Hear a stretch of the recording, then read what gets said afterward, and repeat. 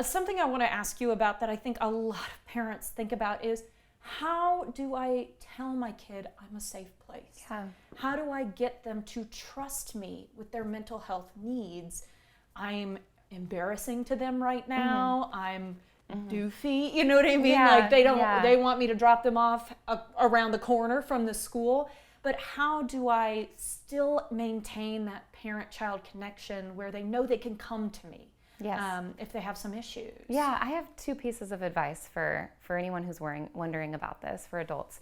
One is to set aside judgment. I think what we do as adults is when we're talking to kids, the first thing we hear, we might be concerned about their safety or about things that we need them to do. So like, for example, maybe your teenager is telling you, so I was late for English class and I ran into my friend and this happened, and all you hear is, wait, you were late to English class? What were you Wait, doing? why were you late to English class? And they're like, no, Mom, that wasn't the story. I'm trying to tell you something about my friend. But we get caught up in thinking about, their responsibilities, the things that we need them to do, whatever it is that they're needing to do for school. So moving that judgment out of the way, just going into the conversation with, I'm only here to listen. I'm not here to provide guidance. I'm not here to provide feedback. I'm just here to listen, and just asking questions to really understand, instead of asking questions to maybe solve the problem for them or to help correct it for them. So that would be my first, is just like, can you just be like the best listener? Can you just ask questions just to understand, to really get to know your kid, and to let them know you can tell me things and you're not going to get in trouble. I really just want to be here for you. That's my first piece of advice.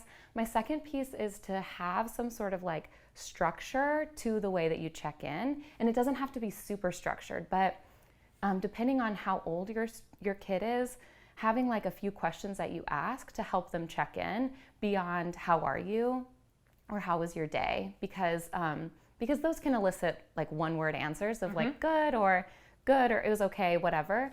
If you have more of a structure, so something that we do with our girls is have a structured check-in depending on the grade level that meets them where they are and provides them lots of different ways to tell us about how they're doing. So for girls, we'll do something called a sunny, cloudy rainbow, where we say, okay, your sunny is something that's really good about your day, your cloudy is something not so good, and your rainbow is something you're looking forward to. And so the girl gets to think about, really reflect on, okay, well, what has been good about today? What's been not so good? And then what am I looking forward to? And focusing on that positivity as well. And again, like just listening, like just being an active listener, just providing empathy, trying to validate what they're going through by saying like, that makes sense, or I can understand that feeling. Even if you don't have the same experience, you can really connect on the emotion. So providing just a little more structure, and maybe it's at dinner or on the way home from school, or 5 minutes that you get with your kid during the day that they expect it, they know you're going to ask. Then they start to think about, what was the good part about my day? What was the hard part? And what am I looking forward to? So that they're practicing that emotional awareness themselves. Like on their own, they're checking in with themselves because they know you're going to ask, and then they're getting to practice communicating about that too.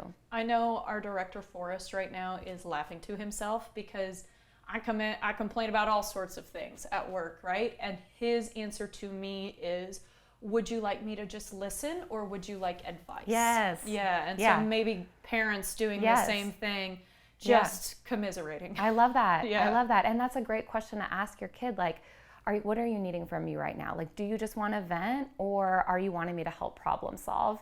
And they might just want to vent. And then it needs to just be a space for them to vent, and a space for you to say, yeah, that's really hard.